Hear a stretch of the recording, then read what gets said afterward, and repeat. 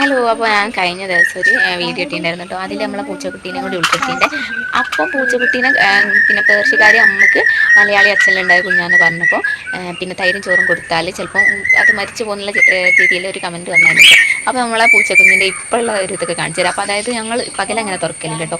ഇവിടെ വീടിൻ്റെ അടുത്ത് ഒരുപാട് പൂച്ചയുണ്ട്. അപ്പോൾ പൂച്ച എന്തായാലും കടിക്കുക എന്തെങ്കിലുമൊക്കെ ചെയ്താൽ അയച്ചിട്ട് നമ്മൾ പകൽ തുറക്കലില്ല. രാത്രി മാത്രം അകത്തുനിന്ന് മാത്രം തുറന്നു വിടും. അപ്പം ഇന്ന് തുറന്ന വീഡിയോ കാണിച്ചു തരാം.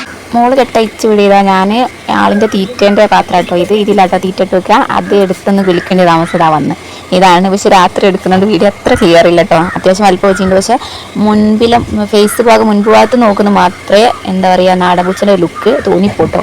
പക്ഷേ ഈ രോമങ്ങളൊന്നും ഒട്ടും അങ്ങനെ അല്ലേ.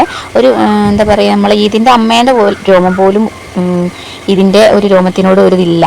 അതായത് അടിഭാഗത്ത് നമ്മുടെ ടെഡി ബിയറിൻ്റെ ഒക്കെ പിന്നെ മുകളിൽ നമ്മളുണ്ടാവില്ലേ ഒരു പഞ്ഞിയുള്ള അതുപോലെയാണ്. അതുപോലെ മുകളിൽ വേറൊരു സൈസ് നൈസ് രോമമാട്ടോ ഉള്ളത്.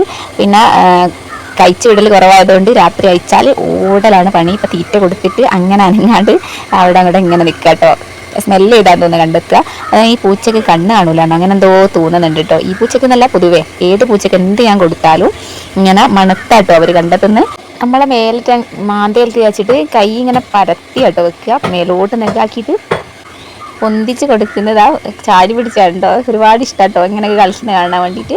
അങ്ങനെ ഇവളെ കണ്ടിട്ട് അടുത്ത വീട്ടിലുള്ളൂ ഇതേ പൂച്ചനെ കൊണ്ടുപോകുന്നുണ്ട് കേട്ടോ. അപ്പോൾ ഓക്കെ, അടുത്തൊരു വീഡിയോ ആയിട്ട് വീണ്ടും വരട്ടോ.